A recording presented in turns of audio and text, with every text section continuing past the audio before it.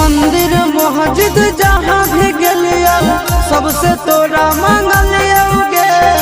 तोरा हम हंसलिया हरदम अपने भले कानलिया गे। मंदिर मस्जिद जहाँ भी गलिया सबसे तोरा मांगलिया गे। तोरा हम हंसलिया हरदम अपने भले कानलिया गे। तोर किस्मत खुलता तोर किस्मत खुलता जरता हमर भगिया गे। बसवे के डोलिया जानू बांस के अरथिया गे। बसवे के